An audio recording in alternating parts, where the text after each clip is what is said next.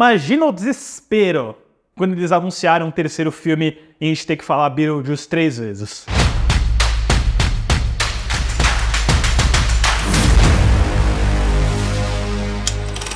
Olá, fãs da sétima arte, meu nome é Lucas Nascimento e esse é o Lucas Filmes, e hoje eu tô aqui para falar sobre essa aguardadíssima continuação 36 anos em produção, que é Os Fantasmas Ainda Se Divertem, Beetlejuice, Beetlejuice. Por que esse filme tem esse nome?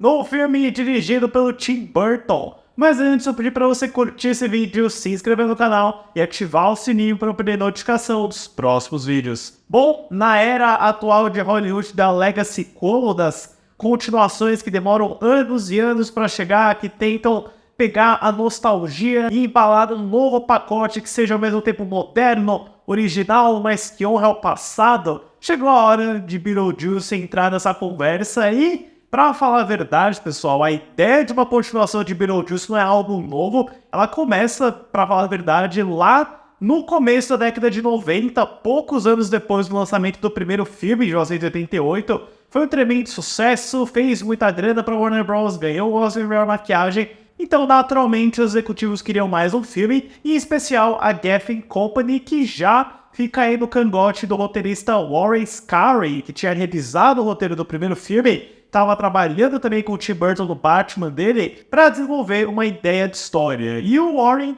chega a começar um roteiro chamado Beetlejuice in Love, que seria uma história sobre o demônio aí do Michael Keaton indo atrás de uma viúva, porque o namorado dela morre antes de virar em casamento, e aí, ao invés de ajudar ele na pós-vida, ele volta pro mundo real para ir atrás dessa mulher, né? Mas o Warren, infelizmente, iria falecer em 1990 antes de terminar esse projeto. Porém, o Tim Burton ainda estava muito interessado, tanto ele quanto o Michael Keaton e a Winona Ryder. Então, o Tim Burton contrata outro roteirista, o Jonathan Grimes, que trabalharia com ele no Marte Ataca da década de 90, que é muito divertido, por sinal, para desenvolver uma ideia que o Tim Burton queria testar, que seria Beetlejuice no Havaí. Ele queria pegar toda a vibe gótica e de expressionismo alemão que ele tinha colocado em prática no primeiro filme e colocar numa ambientação mega tropical no Havaí. Esse roteiro é escrito, tem vários detalhes na internet, ele envolveria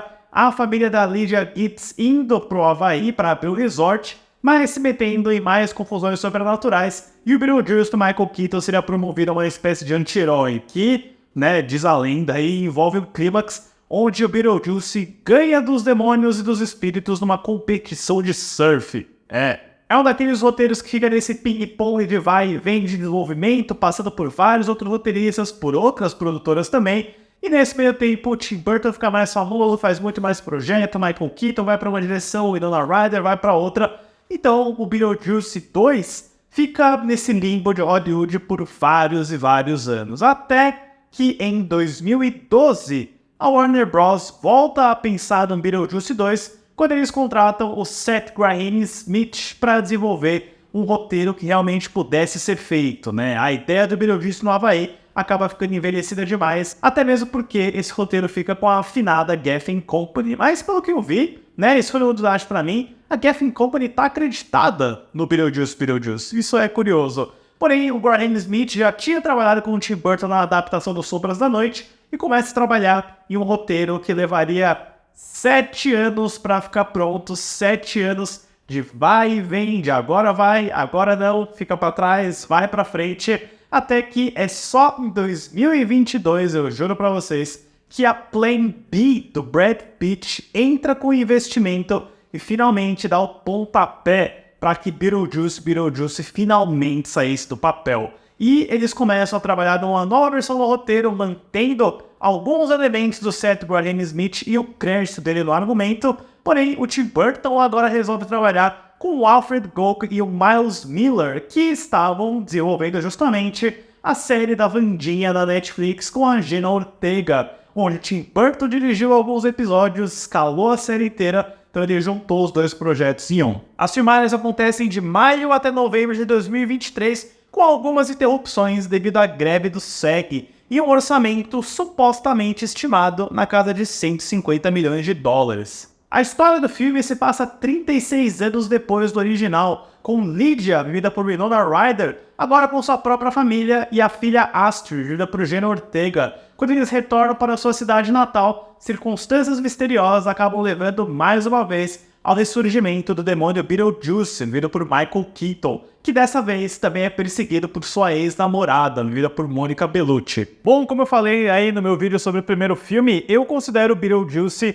o filme que forma o Tim Burton, que é responsável por vários dos maneirismos e invencionices e interesses dele. Então eu imagino que a ideia de um Beetlejuice 2 não é especial só para os fãs, para os admiradores daquele filme, mas o próprio Tim Burton caminho pra gente chegar nesse filme. E, de fato, assim, é um daqueles projetos onde, quando ele começa, quando ele vai se desenrolando, você entende que ele tá tentando fazer muitas coisas ao mesmo tempo, que diversas ideias e elementos passaram pela cabeça da equipe ao longo desses 36 anos. Então, o trabalho aí dos roteiristas, né, do Gold e do Miller, é tentar colocar tudo isso numa narrativa coesa, coerente, e olha que o filme tem 1h40. Ele não é tão longo, mas ainda assim, eu preciso dizer que eu senti ele um pouco inchado, eu senti ele um pouco caótico, porque você tem a plot aí da Lydia com o namorado dela, vindo pelo Justin Theroux. A própria Jenna Ortega tem um arco amoroso nesse filme que tá escondido aí de todos os trailers que, né, quando você tem os criadores de Wandinha como roteiristas do filme, naturalmente você vai dar bastante destaque para essa personagem, para Astrid. E a minha impressão, né, eu sei que pode parecer meio hipocrisia, considerando que isso também acontece no primeiro, é que toda essa parte do além-vida do próprio Beetlejuice, do Michael Keaton, fica um pouquinho escanteado. E eu pensei, poxa, todas as vezes em que o filme vai pro além-vida, e eu já vou falar mais sobre isso, é um deleite, é uma maravilha, é sensacional, é o Tim Burton como ele não aparecia em telas assim há anos, mas quando a gente tá no mundo real, acompanhando esse lado um pouquinho mais dramático, mas que nunca deixa de ser bem-humorado, com bastante cartoon e piadas, da Astrid, da madrasta dela, vivida pela Catherine O'Hara, que tá muito engraçada por sinal, da Jenna Ortega, do Justin Theroux, e de verdade, assim, a minha impressão é que eu gostaria que o filme passasse menos tempo nisso e mais tempo no além-vida. Eu tive a impressão de que esse filme demora pra começar, ele demora pra engatar, pra encontrar a história que ele quer contar de verdade, e isso pode ser um fruto de que ele foi desenvolvido, gravado durante a greve dos roteiristas do ano passado, também foi interrompido pela greve dos atores. Todos esses projetos, né, que atravessam greves de roteirista acabam vindo com algum vestígio, algum resquício de descontrole, né? E eu, infelizmente, senti muito isso no Beetlejuice, sabe? Você ter um personagem tão rico, um universo fantástico, quando você tá nesse filme, você não quer sair dele, né? É quase como se fosse um filme de Avatar, onde a gente não fosse em Pandora por 2 horas de filme, sabe? E você ficasse grande parte do tempo na Terra vendo dramas e não tá tão interessado nas criaturas dos efeitos visuais. Então, eu senti um pouco de falta disso, eu senti uma deficiência no roteiro nesse sentido, porque no primeiro filme, os nossos protagonistas são fantasmas, a gente vai estar sempre daquele lado da história. Aqui, você tem os personagens já com uma importância maior. Agora, é uma questão de legado, é uma questão de trauma, é uma questão geracional. Então, quando você dá importância demais ao aspecto dramático, acaba diminuindo um pouco o que tornava aquele primeiro filme tão especial, né? Mas eu dou um destaque aí, porque eu acho que a Winona Ryder tá muito bem, a Jenna Ortega é carismática, né? Ela tem uma historinha amorosa aí que não foi muito do meu agrado, me lembrou um outro aspecto do Ghostbusters Apocalipse de Gelo desse ano também, sem entrar muito em spoilers. E o Justin Theroux, pra mim, é sempre uma alegria de ver. Ele é muito canastrão, ele é muito carismático e ele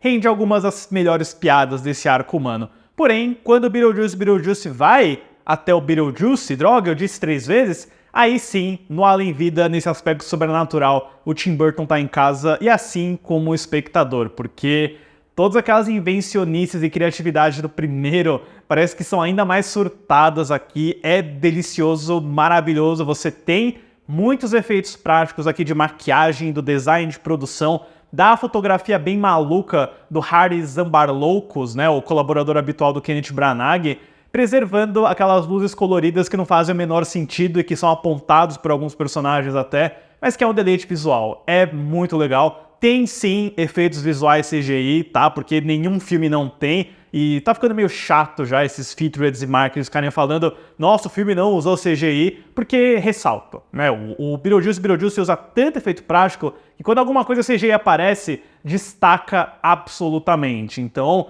tem lá seus momentos, tem lá suas questões, mas eu fico encantado em ver o Michael Keaton de Beetlejuice de novo, porque ele é um canalha adorável, ele é muito engraçado, ele consegue aí trazer muitas gags, piadas e momentos que eu falei, caramba, esse filme é PG-13 dos Estados Unidos, porque eles conseguiram literalmente transbordar um mar de tripas da barriga do Beetlejuice, entre outras coisas que eu não vou mencionar. Tudo isso naquela linha tênue que o Tim Burton consegue resgatar do sinistro e do engraçado, né? Nesse aspecto, de fato, é o melhor filme que o Tim Burton fez em muito, muito tempo, desde Sweeney Todd, talvez, né? Esse foi o último filme que eu considero bom do Tim Burton. E também, né, eu acho que dois dos melhores elementos estão nesse lado sobrenatural. Primeiramente, o Willem Dafoe interpreta um ator que, quando ele era vivo, era estrela de uma franquia de ação policial, morreu fazendo uma estante perigosa no set, e agora ele é um policial do sobrenatural que também tem os trejeitos de ator e, nossa,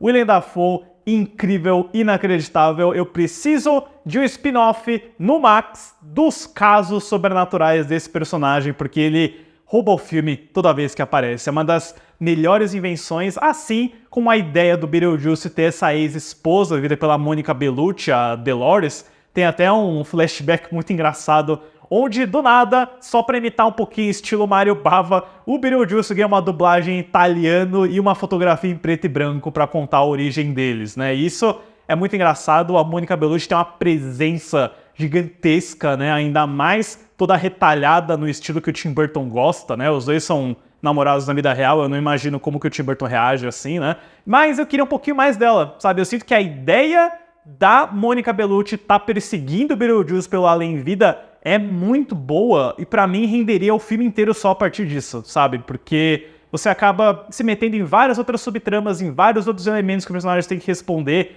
e reagir, e a Monica Bellucci acaba ficando andando pra lá e pra cá. O filme inteiro ela anda pra lá e pra cá, não tem uma ação tão grande na história quanto eu gostaria. Eu pensei, poxa, que oportunidade desperdiçada, porque todos os elementos estavam lá e eu acho que daria pra tirar um proveito muito maior. Mas é aquilo, pessoal, eu acho que pra uma sequência 36 anos em desenvolvimento, que passou por vários roteiros, que passou por greves e vários adiamentos, eu acho que o Beetlejuice é divertido bastante. Eu sinto que o que ele consegue trazer de novo, de fantástico, de absurdo e surrealista, é o Tim Burton na sua zona de conforto, mas sem ser preguiçoso, né? Eu sinto que o Tim Burton se perdeu um pouquinho com o CGI nesses últimos anos. Aqui ele tá mais solto, ele tá um pouquinho mais anos 80 e isso é sempre legal de ver. Eu só adoraria que o filme valorizasse mais essa mina de ouro que ele tem, que é tudo que acontece no Além-Vida, no lado sobrenatural da história, né? Eu sinto que o filme acabou indo um pouquinho mais pro lado dramático, principalmente de personagens, que na minha opinião não era tão necessário, que empalidece gritantemente quando a gente tem lá do outro lado Michael Keaton, Willem Dafoe, Monica Bellucci, todas aquelas maquiagens e cenários incríveis. Para os fantasmas ainda se divertem, Beetlejuice, eu dou uma nota 7. Deixem nos comentários depois o que vocês acharam de Beetlejuice e preparem-se já, né, pessoal? Porque se um dia fizer o terceiro filme, ele vai ter que se chamar Beetlejuice 3 vezes, né? Pode ser Beetlejuice ao cubo, igual o Aliens, né? Igual o Alien 3 do David Fincher. Seria divertido. Aproveite também para comentar os seus filmes preferidos da carreira do Tim Burton. Certo, pessoal? Obrigado pela visita e até a próxima sessão.